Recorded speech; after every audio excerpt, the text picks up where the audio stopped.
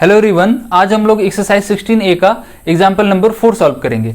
आइए क्वेश्चन पढ़ते हैं। क्वेश्चन पढ़ने से पहले एक बात हम बता देते हैं, एक्सरसाइज 16A में जो एग्जाम्पल है वो दो भाग में बटा हुआ है। शुरू में क्वेश्चन 25 क्वेश्चन है, उसके बाद हमारा दूसरा भाग है जो है area of combination of plane figure. ठीक है, उसका हम लोग एग्जाम्पल नंबर 4 सॉल्व कर रहे हैं। चलिए क्वेश्चन पढ़ते हैं। क्वेश्चन है, find the area of the shaded region in the given figure where a circular arc of radius 6 centimetre has been drawn with vertex O of an equilateral triangle OAB of side 12 cm as center। ठीक है, यहाँ पर √3 का value जो है 1.73 use करना और पाई का वैल्यू 3.14। फिगर पहले से दिया हुआ है, पहले फिगर को हम लोग समझ लेते हैं। फिगर को देख के तो ऐसा लग रहा है कि यहाँ पर इस फिगर में कोई भी अनशेडेड रीजन नहीं है। जो भी फिगर है सारा का सारा शेडेड है और हमको शेडेड रीजन ही फाइंड करना है।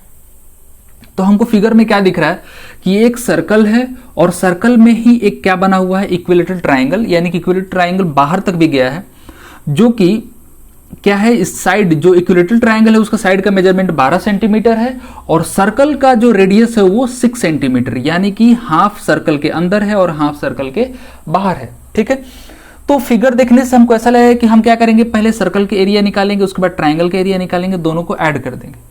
लेकिन यहां पर एक गलती हो जाएगा, क्या कि जब हम सर्कल का एरिया निकालेंगे और उसके बाद हम ट्राइंगल का एरिया निकालेंगे, जब दोनों को ऐड कर रहे हैं तो ये जो भाग है सेक्टर की तरह वो दोनों में आ रहा है, यानी कि सर्कल में भी आ रहा है और ट्राइंगल में भी आ रहा है, यानी कि इस एरिया को हम 2 बार ऐड कर रहे हैं, इसलिए हमारा वो आंसर गलत हो जाएगा। तो हमें क्या करना होगा कि सर्कल और ट्राइंगल का एरिया को ऐड करेंगे और सेक्टर के एरिया को हम माइनस करेंगे।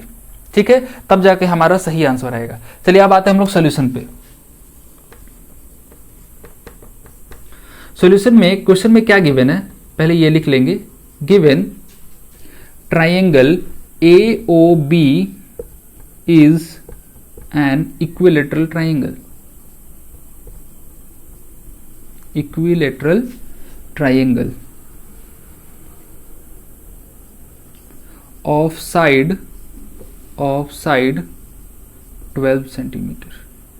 ठीक है, तो ये इक्विलेटरल ट्राइंगल है तो इसका सारा एंगल जो होता है कितना होता है, 60 डिग्री होता है। तो यहां लिखेंगे therefore angle AOB is equal to 60 degree. ठीक है, और यहां पर रेडियस ऑफ सर्कल भी लिख लेंगे। रेडियस ऑफ सर्कल कितना है, 6 सेंटीमीटर। यहां से हमको कंफ्यूजन नहीं होगा, जब फॉर्मूला में वैल्यू सब्स्टिट्यूट करेंगे तो कहां पर रेडियस रखना है, कहां साइड ऑफ ट्राइंगल रखना है। ठीक है, साइड ऑफ ट्राइंगल यहां पर A से डिनोट किया जाता है इक्विलेटरल ट्राइंगल के कंडीशन में। ठीक है, अब आते हैं हम लोग एरिया ऑफ शेडेड रीजन में। एरिया ऑफ शेडेड रीजन, इसके लिए हमको पहले एरिया ऑफ सर्कल निकालना होगा। Area of circle plus area of triangle AOB minus area of minor sector. ठीक है, तो यहां पर 2 सेक्टर बन रहा है, एक मेजर बन रहा है और माइनर बन रहा है, 2 ही सेक्टर है। तो अगर हम माइनर लिख देते हैं तो यहां पर कंफर्म हो जाता है कि हम इस सेक्टर की बात कर रहे हैं। ठीक है, अब यहां से हम फॉर्मूला लगाएंगे। तो एरिया ऑफ ट्राइंगल होता है πr² plus area of circle πr² और एरिया ऑफ ट्राइंगल यहां क्या हो जाएगा, √3/4 A²। ठीक है, इक्विलेटरल ट्राइंगल के लिए फॉर्मूला है, minus area of minor sector, इसका फॉर्मूला होता है θ/360 इंटू πr²। ठीक है, तो फॉर्मूला पहले सही रख लेंगे और हमारा साइन सही होगा किसमें से किसको माइनस करना है। उसके बाद हम आगे यहां तक नोट करिए, उसके बाद हम आगे इसको सब्स्टिट्यूट करते हैं वैल्यू। चलिए अब वैल्यू पुट करेंगे हम लोग। ये हो गया πr²।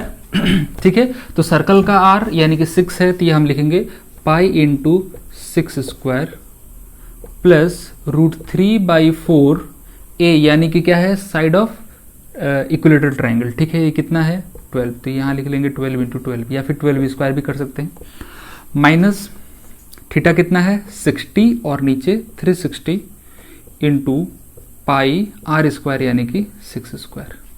ठीक है, यहां पर हम 60 × 6 ही कर लेते हैं क्योंकि यहां पर वैल्यू कुछ हम कटा पाएंगे। ठीक है,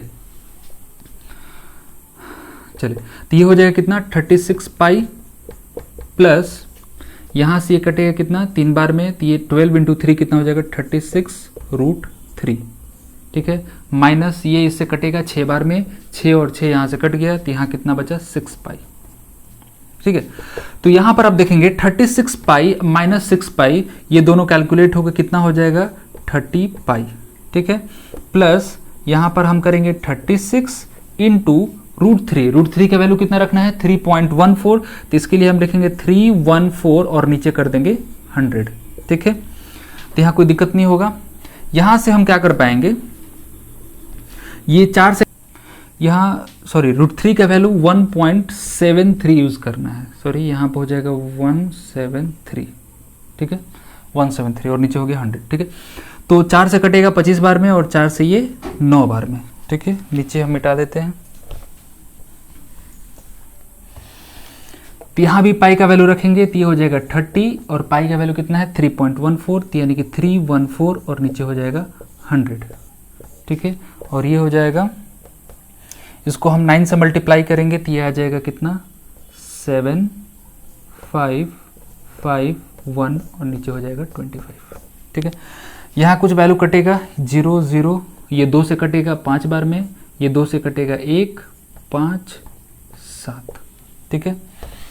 हम यहाँ कैलकुलेट करेंगे, इसको हम 3 से मल्टीप्लाई करेंगे तो ये आ जाएगा 174 और नीचे हो जाएगा 5 प्लस 1557 25, ठीक है। इन दोनों को ऐड कर लेंगे। तो यहाँ तक वीडियो पॉज करके नोट करिए, उसके बाद हम क्लीन करके ऊपर कैलकुलेट करते हैं।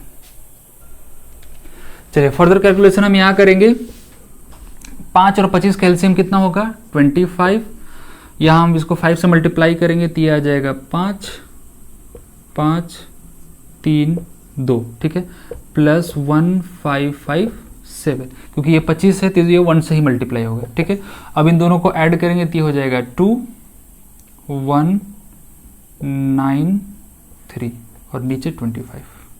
इन दोनों को हम डिवाइड कर लेंगे यहाँ पे 25 3912, एक बार में 25 4 1 1, 5 टाइम्स में 125 6 1 2, ठीक है। इसको अब हम लेंगे 6 टाइम्स में तो ये हो जाएगा 150, यहाँ आ जाएगा 12 और यहाँ 0 पॉइंट कितनी बार में अब लेंगे 4, ठीक है, 128, ठीक है। तो ये जो वैल्यू आएगा 156.48, ये हो गया हमारा फाइनल आंसर। ये क्वेश्चन जो था इसमें थोड़ा सा कैलकुलेशन ज़्यादा है, ठीक है। तो पेशेंस से अगर कैलकुलेशन कर लेते हैं तो इस टाइप का क्वेश्चन हम लोग आसानी से बना पाएंगे, ठीक है। तो ऑब्वियस सी बात है कि इसमें हमको एरिया निकालना होता है, तो एरिया में ज़्यादा कैलकुलेशन होता ही है। जैसे जैसे और भी आगे बढ़ेंगे उसमें और ज़्यादा कैलकुलेशन आएगा। तो कैलकुलेशन जितना ही हम पेशेंस से करेंगे ये जो क्वेश्चन है पूरा सही होने का चांसेस भी ज़्यादा रहेगा, ठीक है। तो क्वेश्चन पढ़ने के बाद फिगर को सबसे पहले देख के समझ लेना है और माइंड मैप बना लेना है कि हम कैसे कैलकुलेट करेंगे। जल्दबाजी में कैलकुलेशन स्टार्ट नहीं करना है, इसी में टाइम हमारा वेस्ट हो सकता है, ठीक है। हो सकता है हम गलत स्टेप पहले बना ले फिर उसके बाद सुधारना पड़े, इसलिए फिगर को सबसे पहले समझना बहुत जरूरी है, ठीक है। तो ये हो गया हमारा आंसर और यूनिट भी हमको ध्यान रखना है, ये हो जाएगा 156.48 सेंटीमीटर स्क्वायर, ठीक है। तो चलिए फिर इस वीडियो में बस इतना ही, मिलते हैं नेक्स्ट वीडियो में नए क्वेश्चन के साथ। Thank you.